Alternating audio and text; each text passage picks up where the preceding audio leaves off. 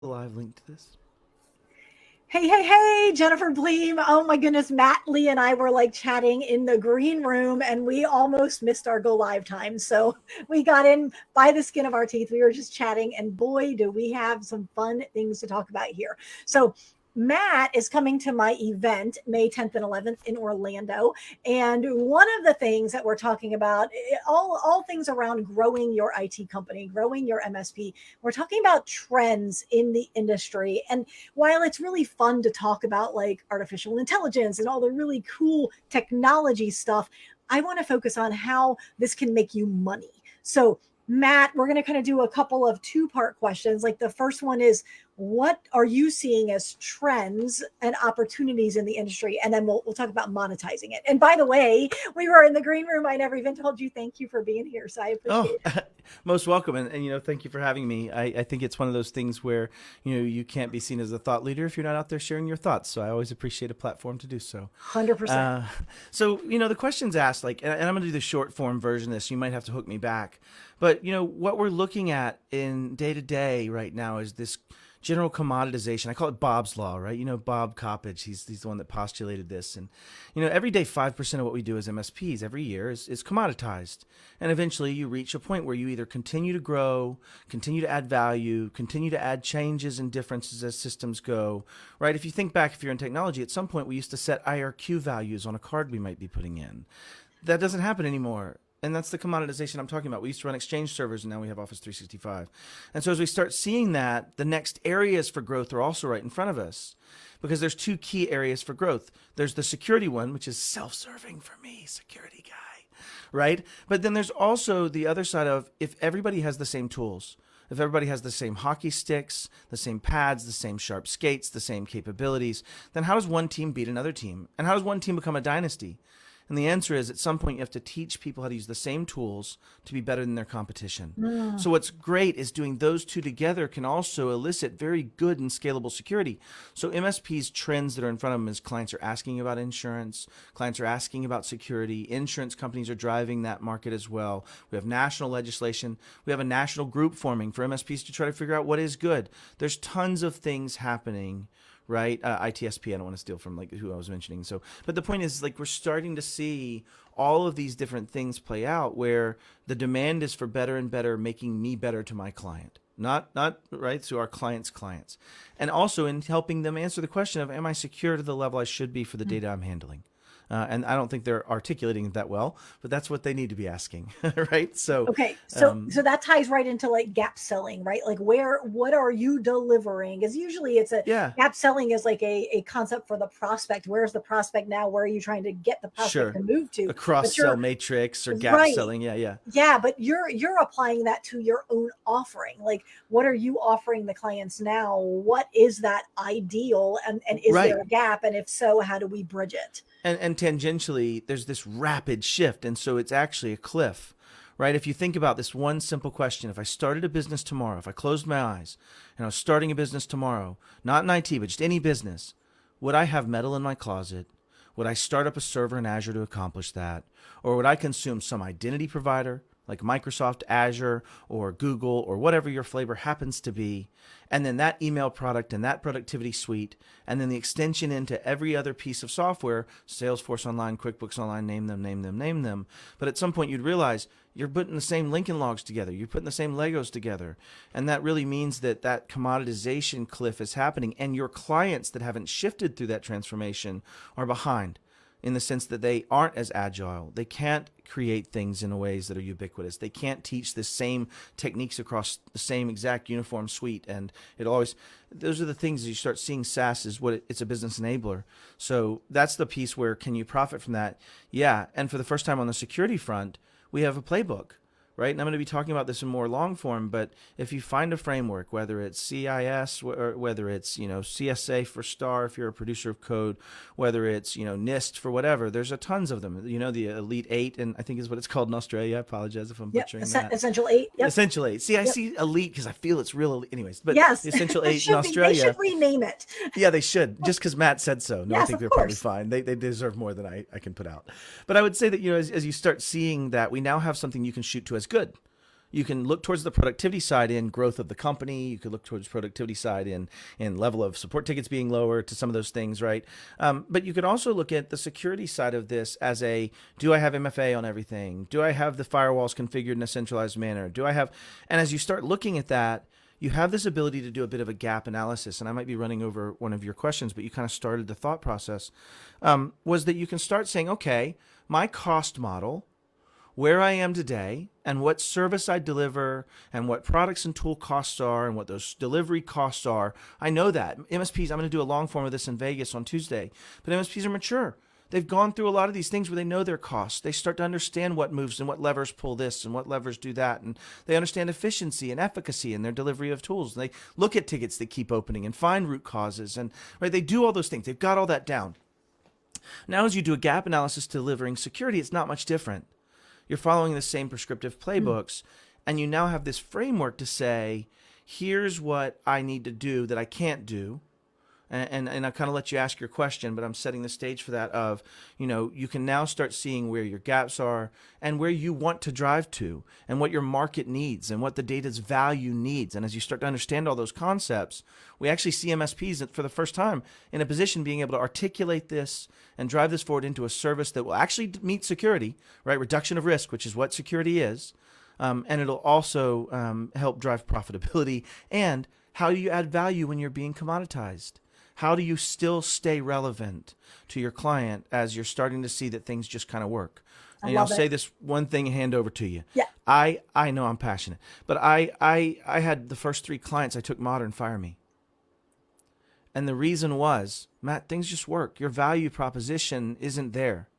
And so when I say this cliff is coming hard. Yes. And we figured out some of those things, and we added more strategic services, and we added security services. We added those things I'm talking about, right, to be able to do that in some form or fashion, or at least attempted to, I suppose. So I love it. Okay, so no, you're fine. So I am here with Matt Lee. We are chatting about trends and opportunities inside of our industry. That's going to be one of the topics at the upcoming event, the Ultimate IT Growth Conference. If you don't have your ticket yet, go to mspsalesrevolution.com/ultimate. Matt Lee will be there. We've got a huge lineup of speakers.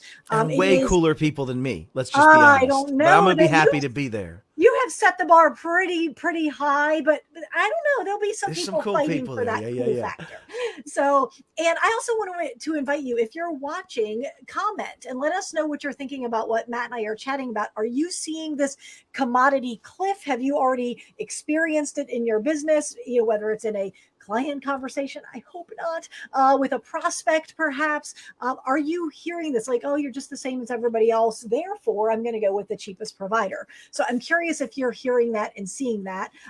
We've got a couple of comments coming in. So Matt Solomon is saying, is there more than one Matt? The chieftain himself. Yes. No, there will not be more than one Matt. I'll go as Lee if I have to in this case. So we have Matt Solomon and we have Lee Matt. There you go. That's it. That's all we're doing. I'm down. We've got like Matt Solomon, the cool guy, and then Lee Matt, equally cool guy. So we're gonna have like a Matt off. I don't know. It's awesome.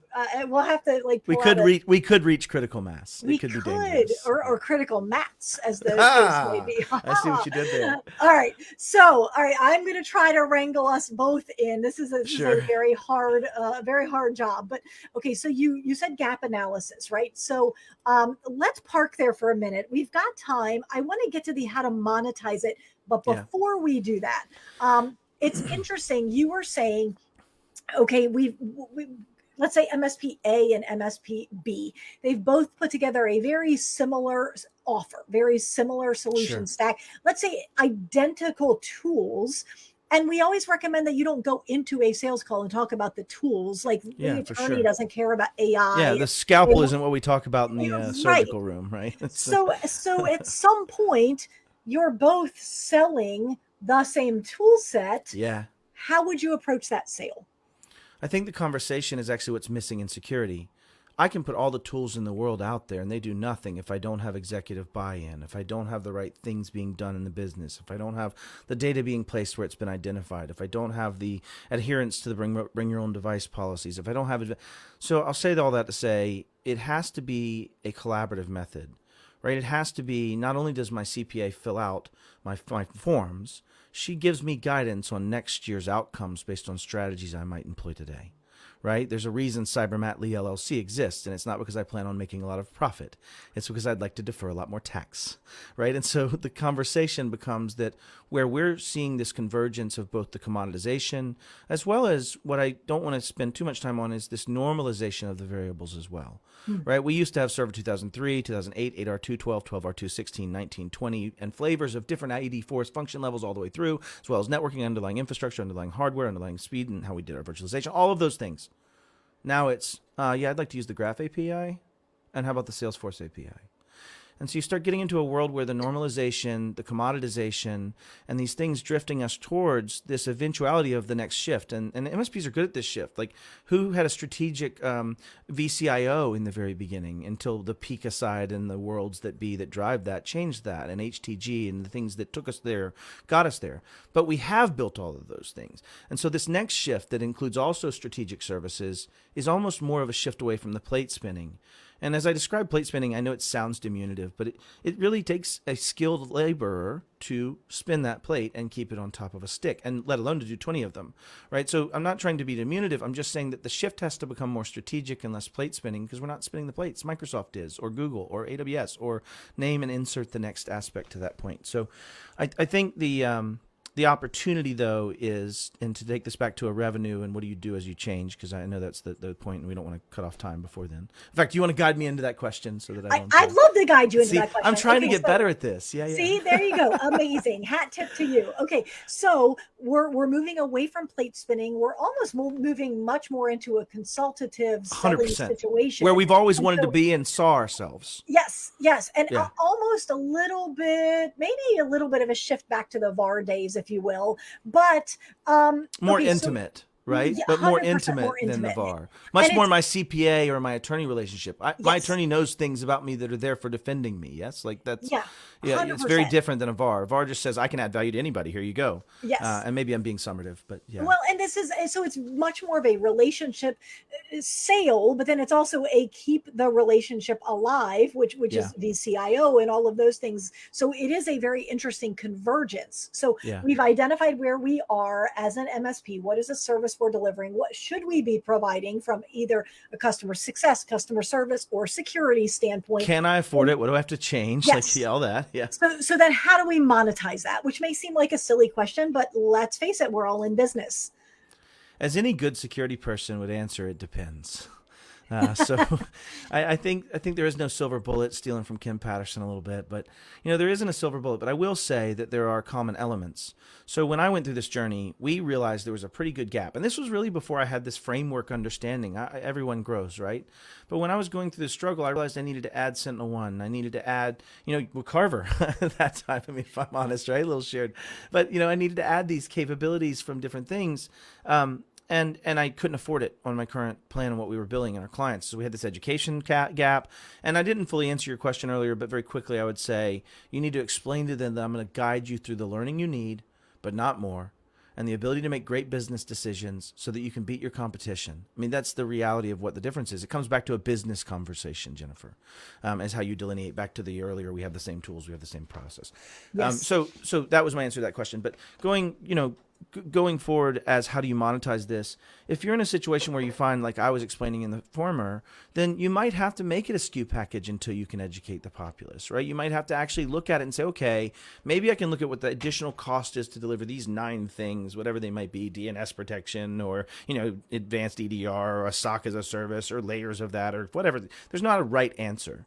I think the point is at least starting to establish where your gaps are and helping to explain to the client in a very simple term, hey, here's the things you need to do to reduce the bell curve of risk, 85%. Now, Microsoft shows it as 99. I don't believe that. Let's call it 85, right? Let's not be overexcited. But if I was going to reduce 85% of the risk, I could do these 18 things in CIS Top 18. And guess what, Mr. and Ms. Klein? I cover these first 6 for you pretty decently, but you have to help me on this. I need to educate you.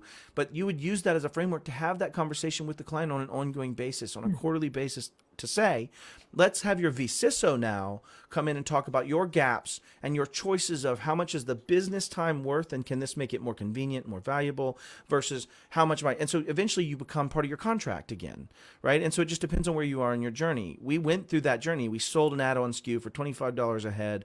We deployed, I think it was training, dark web monitoring, Sentinel-1, and something else. And that's how we monetized it, because we knew we couldn't do it without a huge education lift and shift and a contract resizing. We were also in the middle of contract resizing at that time. And so depending on where you fall in that, you might be in a position just to say, no, we're already doing pumpkin planning. Here's what we're about to add, right? And we're going to take that bottom third, and I'm going to tell them this is what we need to add, and here's what our new contract price will be. And you start building that service in that fashion. But I think there's a lot of ways to answer that question. I love it. Okay, so we actually have another minute or two that we can chat. So let me share a couple of other people that are coming, and I'm curious if you know them or if maybe they are on your list of people that you should talk to. So obviously, you know Matt Solomon, because we've been bantering about the Matt. For sure. You know, Matt. One of the early people Killer. I looked up to as building a persona. So amazing, fantastic. amazing. Okay, and I know you know Jay Ryerson. Never met him. What? No, I'm totally kidding. Yeah, I love that guy. He's actually the signer of my first ISC Squared sponsorship. So yeah, I know Jay. I tease. I love it. Okay. Tom Watson is going to be there. So met him recently. Yep. I love it. And then outside of the channel, we have David Meltzer coming. So he is, if you don't know him, you should know him. He's Googling it. I saw. Well, no, God has a sense of humor. I have a massive IQ, but I can't remember names to save my life. So, okay. So I call him Mr. Jerry Maguire himself. So he created Sports One, which is a digital sports agency, recruited NFL players, NBA players, like all of these sports people. But what he really is great at is relationships, frameworks for life, frameworks for business. That's why I think you will click with him, because he is all about not necessarily playing in a box, because he breaks the mold, but he has rules and frameworks and brilliant. So I think I can't wait. I'm afraid if we get you both in the room, like the world may explode. Back to that whole critical mass conversation we talked about earlier. Exactly. So he's going to be talking about relationships and just thinking outside the box. So I think that's going to be fun and a lot more. So it is shaping up very well. Almost every major securities vendor has a presence there, either as a sponsor or a speaker. So well, good. They'll be there to tell me where I'm just crazily wrong. I always appreciate that. But you do, and what's funny is you roll with it, and sometimes you adjust on the fly, but more often than not, you are able to justify your position very nicely. Well, you know what's funny though? I had the best compliment ever from a very fastidious engineer friend of mine in Belgium, and he said, "Matt, you hold extremely loosely to very passionate beliefs." Right. And I think that's a good thing to be accused of, right? You're willing to take new data. And how many people can weave fastidiously into a live event? But if you ever saw him, I imagine he never misses a button, right? Amazing. All right. Well, if you are joining us, we're about to wrap up. I'm here with Matt Lee. We're talking about trends and opportunities inside of the IT channel. If you missed it in about 5 minutes, LinkedIn will have this ready. Facebook will have this ready. And I'm talking to Matt because he'll be at my event in Orlando, May 10th and 11th. If you do not have your ticket yet and you are serious about reaching the next level of success with your IT company, get your ticket. mspsalesrevolution.com/ultimate. I talked to the hotel this morning. We are almost out of hotel rooms, so get your ticket ASAP. It is it's a good challenge, but it's a bit of a challenge. And so if we need to, we'll find another hotel. So mspsalesrevolution.com/ultimate. Get your ticket. It's about a month away. Matt, I so appreciate your time. Appreciate you being on here today. Thank you so much for having me. Appreciate Absolutely. it. Good seeing Have a great everyone. day.